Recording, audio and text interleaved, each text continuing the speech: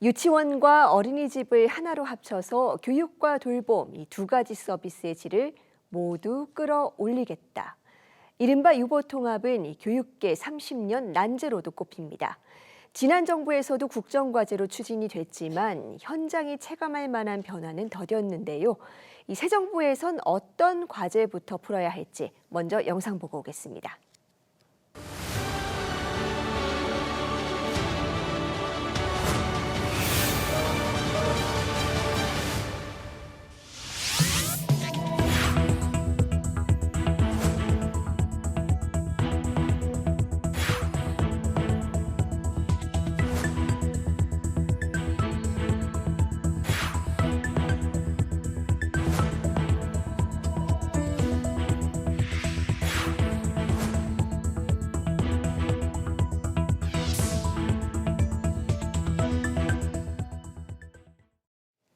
네, 새 정부의 국정과제를 전망해보는 연속기획. 오늘은 육아정책연구소 박창현 연구위원과 영유아 교육 문제 자세히 짚어보겠습니다. 어서 오세요. 네, 안녕하세요. 네, 사실 이 유보통합이 지난 정부에서도 국정과제였지 않습니까? 부처들끼리는 지금 합쳐져 있는데 실질적인 진척은 더디다는 평가가 나오거든요. 지금 상황 어떻게 보고 계십니까? 네, 지금 현재 유보통합은 그냥 동적으로 이야기를 하자면 그냥 정부조직법 통과로 인해서 그냥 정부 부처, 중앙정부 단위에서의 정부 조직만 사실 행정기관이 된 상태이고요. 사실 아직은 실질적인 뭐 교사 자격이라든지 그다음에 통합 모델이라든지 그다음에 재정 구조 뭐 이런 핵심적인 부분들에 대한 통합은 여전히 이루어지지 않고 있는 약간은 이제 유보 통합이 약간 정지된 상태라고 네. 볼 수 있을 것 같습니다. 근데 사실 이런 것들이 좀 발생한 이유들이 좀 비판적으로 본다면 사실 지난 정부에서 유보 통합에 대한 철학이나 비전 이런 것들을 가지고 사실 사회적으로 한번 이렇게 합의를 거치면서 유보 통합을 좀 추진할 수 있었다면 지금보다 조금 더 진전되지 않았을까라고 하는 그런 생각이 좀 있고 좀 아쉬움이 있고 또 이런 지점에 대한 비판적인 시각들이 저의 좀 냉정한 평가이라고 생각합니다. 네, 사회적인 합의가 아쉬웠다라고 평가를 네네. 해주셨는데요. 사실 원래대로라면 올해 전면 시행될 예정이었는데 지금 내년도 어렵겠다라는 이야기가 나오거든요. 왜 이렇게 어려운 겁니까? 아, 네. 사실 그런 뭐 철학이나 뭐 이런 구조적인 부분들이 동시에 재정립이 안 되는 지점들도 좀 있긴 하지만 사실 정말 통합이 되려면은 지금 밑단에서 통합이 있어야 되거든요. 네. 그게 실질적인 통합인데 사실 25년도에 이제 전면 통합을 실현하기 위해서는 지방기관 3법이 사실 통과가 됐어야 되는 지점이고 그걸 통해서 사실 교육청과 지자체 사이의 행정, 재정, 그다음에 인력에 대한 이관들이 좀 있어야 되는 상황인데 여전히 지금 그런 부분들이 어려운 문제가 뭐냐면 결국 유보 통합을 왜 어떻게 실현할 것인가 그것에 대한 사회적 합의 그다음에 철학적인 비전 이런 것들이 같이 논의가 되지 않았기 때문에 여전히 논쟁이 많아서 법안이 발의되었지만 실제로 진행이 안 된 지점들이 있는 겁니다. 그래서 결국에는 지금 우리가 정말 근본적인 질문이 영유아 학교라고 하는 것이 정말 어떤 모습이어야 되고 또 이 안에서 학교는 어떤 가치와 구조를 가지고 있어야 되고 통합을 했을 때 결국에 교육부로 통합을 했기 때문에 교육기본법 하에서 어떤 방식으로 또 아이들의 삶을 어떻게 품어야 되는지 근본적인 논의가 없이는 계속해서 법은 진행되는 부분이 더디지 않을까 그런 생각이 듭니다. 네. 지금 이 새 정부에서도 유아교육 국가 책임제를 굉장히 핵심적인 공약으로 제시를 하고 있어요. 그래서 이 유보 통합도 분명히 세 국면을 맞을 것으로 보이는데 좀 가장 우선적으로 들여다봐야 될 과제 뭐라고 보시는지요? 일단은 지금 국정기획위원회에서 이제 국정과제를 지금 이제 만들고 있는 거잖아요. 근데 공약으로는 이번 정부에서도 그 정부 책임의 유보 통합, 질이 높게 교육과 보육의 질을 높이면서 정부 책임형 유보 통합을 하겠다고 공약은 되어 있습니다.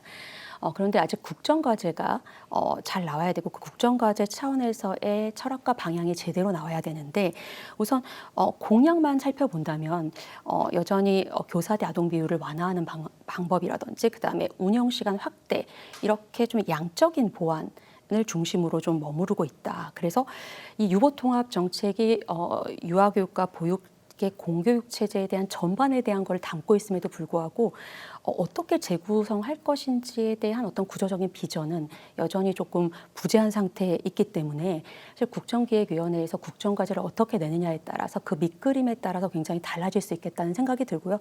정말 유능한 통합을 제대로 하려면 정말 실행 전략이 제대로 나와야 되는데 국정기획위원회에서 사실 이 새로운 거버넌스의 체계를 어떻게 만들 것이고 또 사회적인 그 수기 과정, 그동안 못했었던 그런 소통 이런 것들을 할 수 있는 사회적 수기 구조가 어떻게 만들어야 되어야 될지에 대한 설계가 지금 국정기획위원회에서 잘 잡혀야지만 이제 우리가 기획하는 앞으로 국가가 예를 들어서 국교위 같은 데서 사실 기본 설계를 좀 총괄하고 또 지역에서 지자체와 또 교육청이 같이 그걸 주체가 되면서 책임을 여러 시민단체, 중앙, 지방이 같이 하는 우리가 좀 이상적으로 생각하는 분권형 또 협치형 그런 통합 모델로 전환이 가능할 거라고 생각이 되기 때문에 정말 지금 중요한 거는 밑그림 그리는 게 굉장히 중요하지 않을까 생각을 합니다. 네, 그래서 지금 이 밑그림 그리는 게 더 중요하다라고 말씀해 주셨는데요. 지금 뭐 근본적인 과제 중에 하나가 교사 자격 문제부터 시설 조건까지 큰 차이가 있는 유치원, 어린이집 두 기관을 어떻게 아우를 것인가 이 문제 아니겠습니까? 어떻게 풀어가는 게 좋을까요? 굉장히 어렵죠. 네. 그러니까 유보통합 과정에서 굉장히 그 갈등이 클 수밖에 없는 지점들이라고 생각을 해요. 네. 그래서 그렇기 때문에 더욱더 소통이 없이 그냥 일방적으로 추진하면은 유아교육계, 보육계 모두에게 구조적인 폭력이 될 수가 있다고 생각합니다. 그래서 원칙이 중요할 건데 모두 다 똑같이가 아니라 모두가 질 높은 방향으로 함께 가자라는 방식으로 상향 평준화에 대한 철학 그리고 속도 조절 전략이 반드시 필요하다고 생각합니다.